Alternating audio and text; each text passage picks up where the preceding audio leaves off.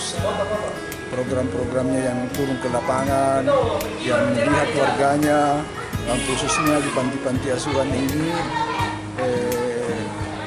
ya, ya, untuk meningkatkan kesejahteraannya.